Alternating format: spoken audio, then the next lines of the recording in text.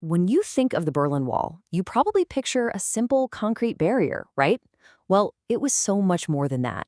It was this complex, highly engineered system of control, perfected over decades with just one goal in mind, to basically create a prison around an entire city.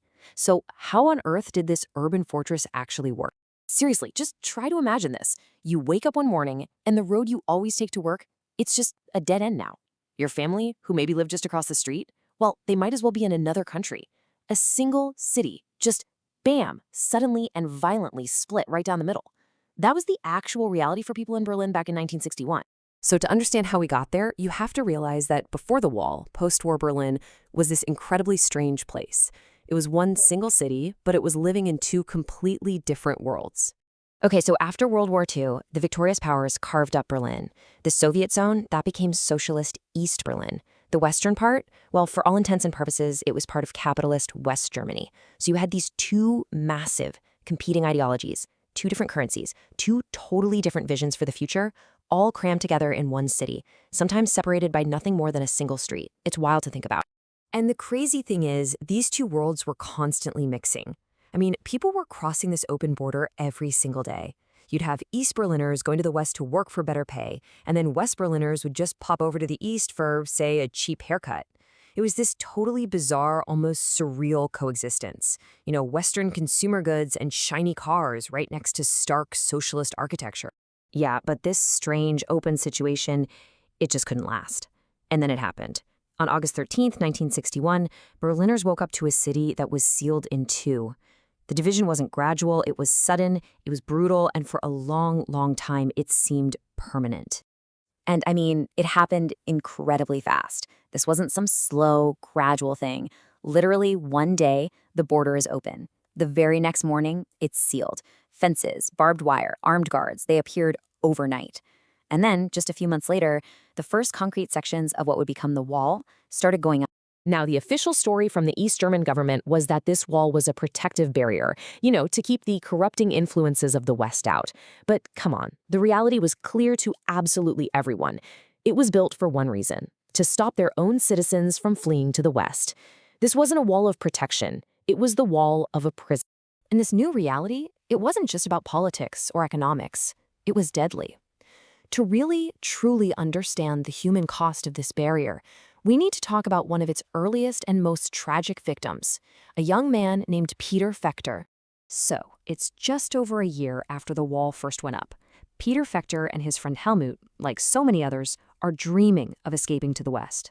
And one day, they think they've found their chance.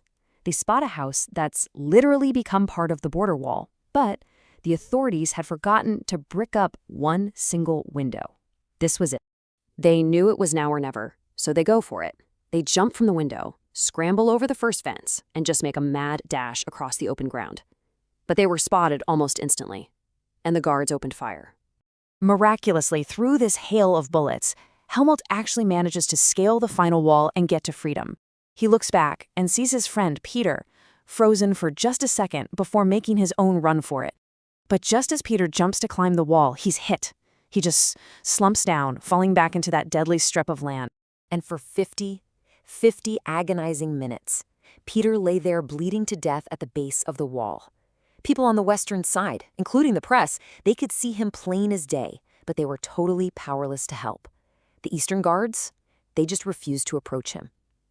His death became this horrifying public spectacle, a truly brutal symbol of the wall's cruelty. Now, you might think that a public tragedy like Peter Fechter's would maybe cause the regime to, soften its stance, but no. It had the exact opposite effect. For the East German authorities, the only lesson here was that their wall wasn't perfect enough. There's this one account that puts it perfectly. What once was a single wall soon became a brutal border strip. You see, the wall wasn't just a static object. It was constantly evolving, constantly being upgraded and made more lethal. It was transforming from a simple barrier into a complex, terrifying fortress. It really became this deadly game of cat and mouse. For every new escape method people came up with, the state would roll out a new countermeasure. So people start digging tunnels. Okay, the state installs seismic sensors. People try to ram through the barrier with trucks. Fine, they build massive tank traps. This back and forth, this arms race of escape and control, it just went on for decades. And all of this constant escalation, it led to the final version of the wall, the one they started rolling out in 1975. This was the infamous death strip. We're talking about a border system so sophisticated, so deadly, it was considered pretty much impossible to cross. Okay, so let's just walk through what it would take to cross this thing from east to west. First, you've got to somehow get over an inner wall that's just there to block your view of what's coming. Then, you land on these mats of upward-facing steel spikes they called Stalin's grass. Ouch. If you somehow get past that, you're going to hit a tripwire alarm fence, which immediately alerts the nearest watchtower. Then come the tank traps. And all of that, that's just the appetizer. Then you get to the main death strip, this wide, brightly lit patch of raked sand where there's absolutely nowhere to hide and guards have shoot-on-sight orders. Only after all that do you finally reach the last obstacle, the outer wall. And that final wall, I mean, it was a masterpiece of cruel, clever design. The concrete was perfectly smooth, zero handholds.